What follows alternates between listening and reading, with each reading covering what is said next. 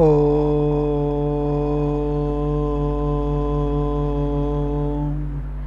శ్రీ గురుభ్యో నమః.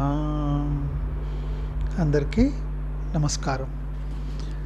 See, one disciple has asked his master like this: Master, Oscar Wilde once said, when the gods want to punish us, they answer our prayers. So, would you please comment on what he said? Then the master replied like this: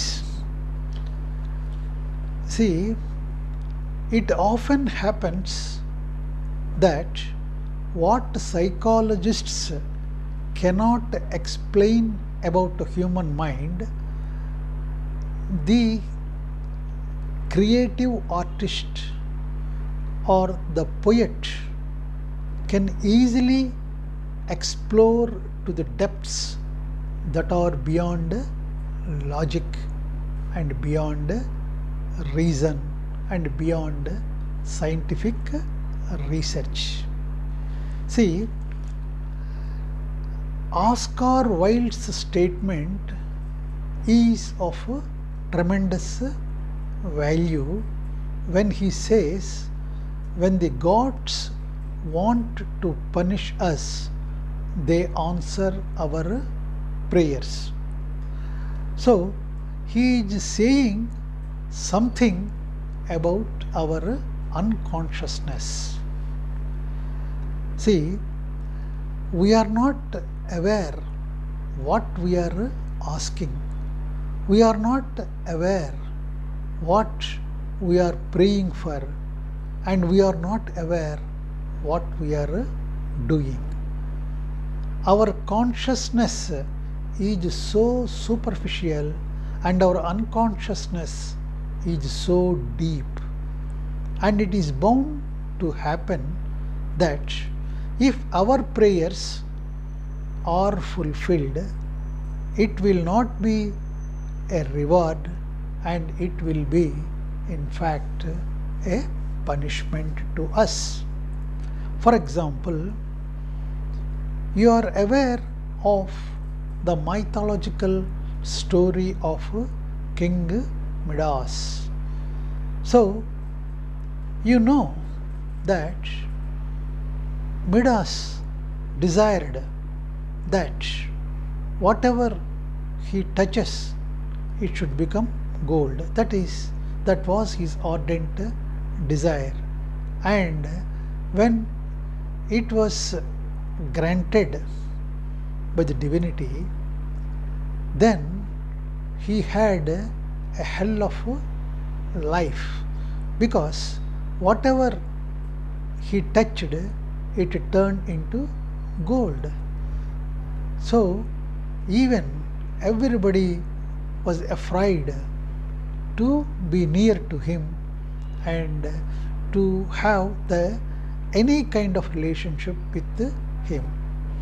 Even his wife and his son, see, if they were also afraid, everybody was afraid, and so he has become alone, and he preferred that it be taken back, whatever that desire, he wanted it to be taken back, but that has not happened, and he suffered in his life because of fulfillment of his desire.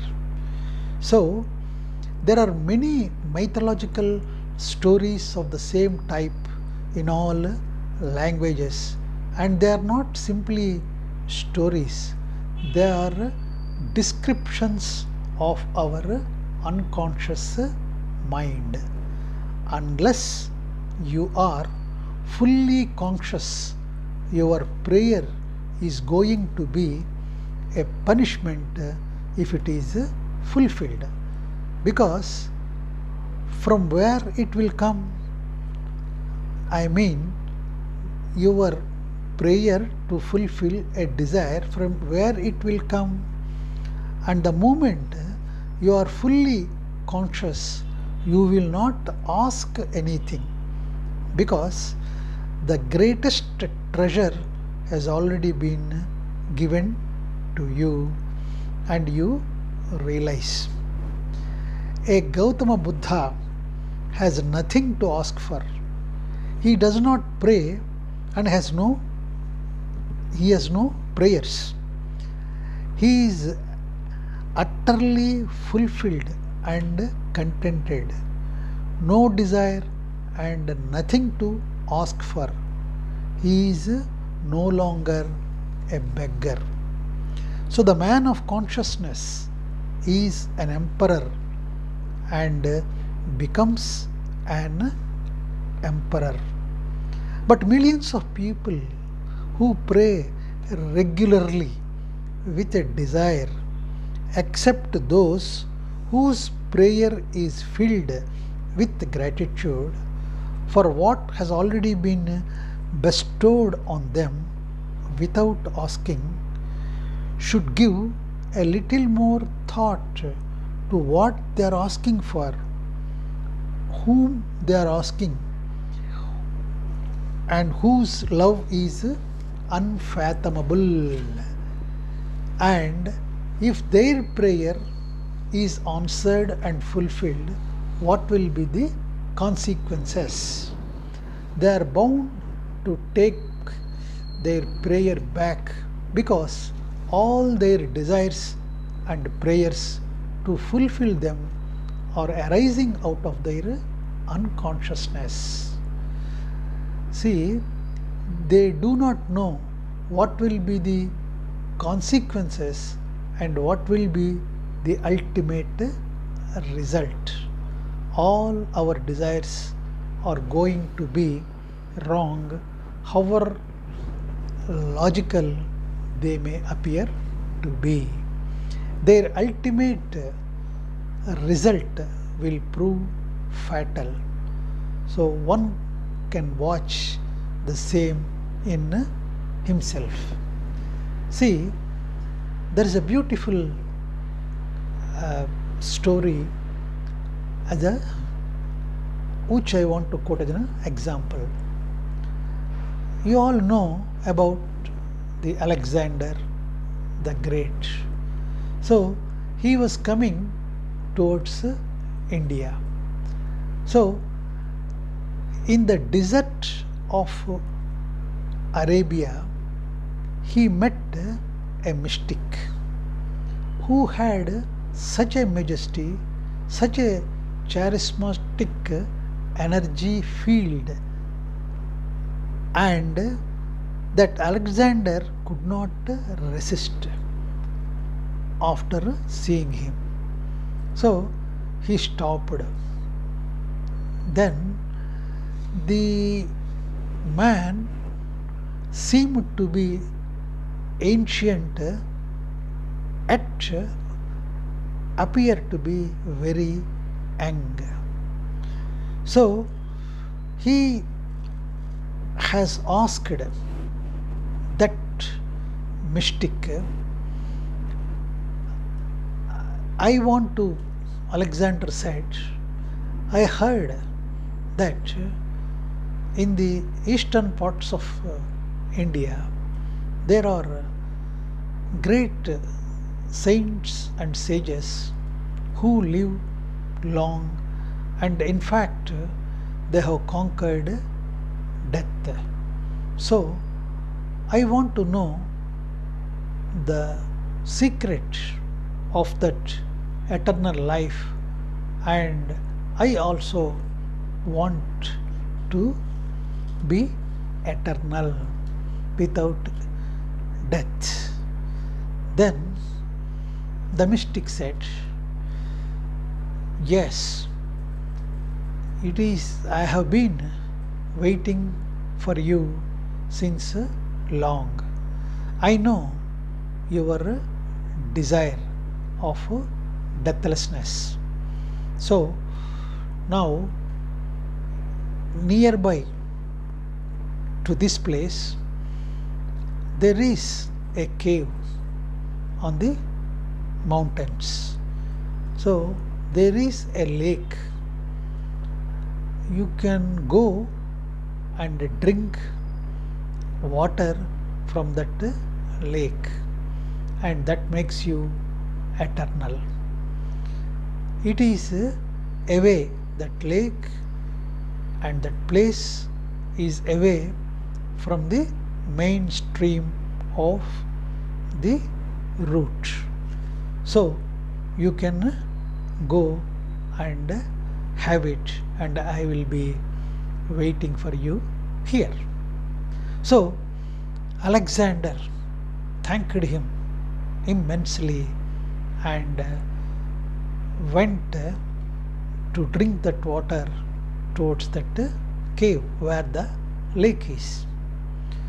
So when he sent his bodyguards and all others away, and he only went inside the cave, and then when he was about to drink the water from that lake with his cup of hands, a crow said like this, "Just wait a minute, my dear. Before you drink that water, I can tell my story to you. See, I have also drunk from the same source. So I have drunk millions of years before. I have tried to kill myself in every possible way. But I am tired. I want to die and go to eternal rest. But no poison works, no effort succeeds. Fire does not burn me. Just the idea, see, just the idea that I have to remain eternally bound with life, that was the idea I had. See how it had worked on me and put me in this miserable state. I have seen everything, I have lived everything. Now it is all a repetition. I have been in search of someone to tell me the antidote to this nectar that you are going now to drink. Please do not drink unconsciously. Alexander, after hearing the crow, never thought that immortality would be unbearable. So the gap between you and other people will go on becoming greater and greater.